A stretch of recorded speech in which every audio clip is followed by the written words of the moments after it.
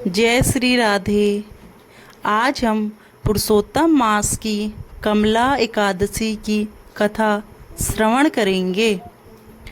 युधिष्ठिर ने पूछा, भगवान, अब मैं श्री विष्णु के व्रतों में उत्तम व्रत का, जो सब पापों को हर लेने वाला तथा व्रती मनुष्यों को मनोवांछित फल देने वाला हो, श्रवण करना चाहता हूँ। जनार्दन, पुरुषोत्तम मास की एकादशी की कथा कहिए। उसका क्या फल है और उसमें किस देवता का पूजन किया जाता है? प्रभु, किस दान का क्या पुण्य है? मनुष्यों को क्या करना चाहिए? उस समय कैसे स्नान किया जाता है? किस मंत्र का जप होता है? कैसी पूजन विधि बताई गई है? पुरुषोत्तम मास में किस अन्न का भोजन उत्तम है? भगवान श्री कृष्ण बोले, राजेंद्र, अधिक मास आने पर जो एकादशी होती है वह कमला नाम से प्रसिद्ध है। वह तिथियों में उत्तम तिथि है। उसके व्रत के प्रभाव से लक्ष्मी अनुकूल होती है। उस दिन ब्रह्म मुहूर्त में उठकर भगवान पुरुषोत्तम का स्मरण करें और विधि पूर्वक स्नान करके व्रती पुरुष व्रत का नियम ग्रहण करें। घर पर जप करने का 1 गुना, नदी के तट पर 2 गुना, गौशाले में सहस्त्र गुना, अग्निहोत्र गृह में 1100 गुना, शिव के क्षेत्रों में, तीर्थों में, देवताओं के निकट तथा तुलसी के समीप लाख गुना तथा भगवान विष्णु के निकट अनंत गुना फल होता है। अवंतीपुरी में शिव शर्मा नामक एक श्रेष्ठ ब्राह्मण रहते थे। उनके 5 पुत्र थे। उनमें से जो सबसे छोटा था वह पापाचारी हो गया, इसलिए पिता तथा स्वजनों ने उसे त्याग दिया। अपने बुरे कर्मों के कारण निर्वासित होकर वह बहुत दूर वन में चला गया। देवयोग में से एक दिन वह तीर्थराज प्रयाग में जा पहुंचा। भूख से दुर्बल शरीर और दीन मुख लिए उसने फिर सुधा से पीड़ित होकर वह वहाँ मुनियों के आश्रम खोजने लगा। इतने में उसे वहाँ हरि मित्र मुनि का उत्तम आश्रम दिखाई दिया। पुरुषोत्तम मास में वहाँ बहुत से मनुष्य एकत्रित हुए थे। आश्रम पर पाप नाशक कथा कहने वाले ब्राह्मणों के मुख से उसने श्रद्धापूर्वक कमला एकादशी की महिमा सुनी, जो परम पुण्यमयी तथा भोग और मोक्ष प्रदान करने वाली है। जय शर्मा ने विधिपूर्वक कमला एकादशी की कथा सुनकर उन सब के साथ मुनि के आश्रम पर ही व्रत किया।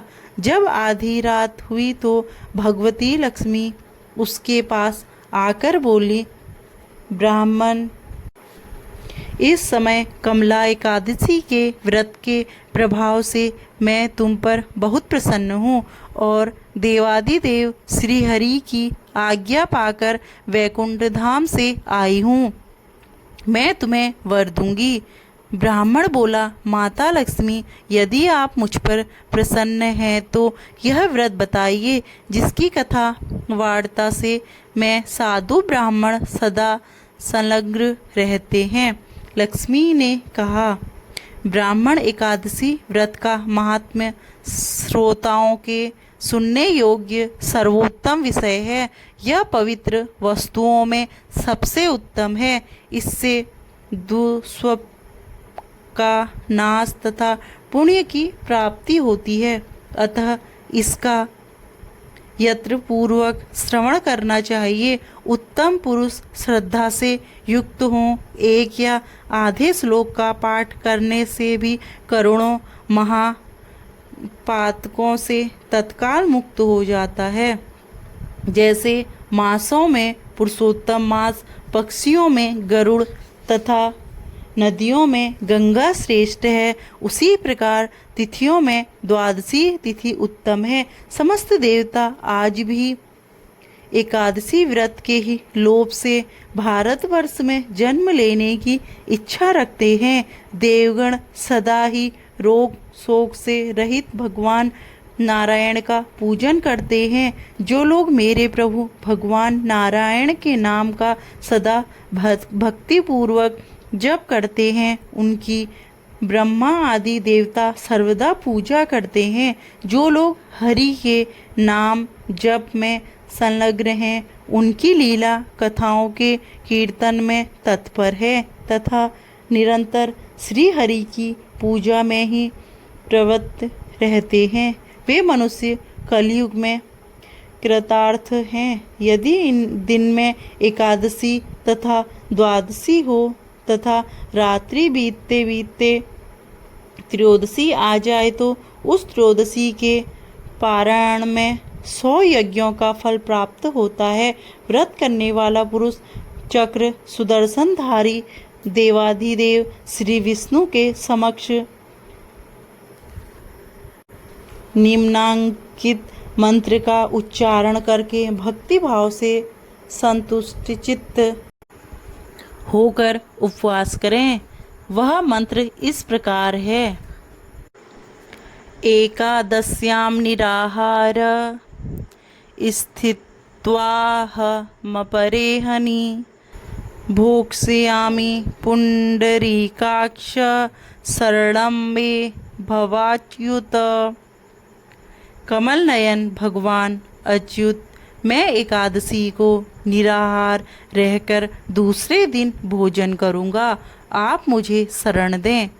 तत्पश्चात व्रत करने वाला मनुष्य मन और इंद्रियों को वश में करके गीत वाद्य नृत्य और पुराण पाठ आदि के द्वारा रात्रि में भगवान के समक्ष जागरण करें। फिर द्वादशी के दिन उठकर स्नान के पश्चात जितेंद्रिय भाव से विधि पूर्वक श्री विष्णु की पूजा करें। एकादशी को पश्चामृत से जनार्दन को नहलाकर द्वादशी को केवल दूध में स्नान कराने से श्री हरि का सायुज्य प्राप्त होता है। पूजा करके भगवान से इस प्रकार प्रार्थना करें। केशव, मैं अज्ञान रूपी रतौंधी से अंधा हो गया हूँ, आप इस व्रत से प्रसन्न हों और प्रसन्न होकर मुझे ज्ञान दृष्टि प्रदान करें। इस प्रकार देवताओं के स्वामी देवादिदेव भगवान गदाधर से निवेदन करके भक्ति पूर्वक ब्राह्मणों को भोजन कराएं तथा उन्हें दक्षिणा दें।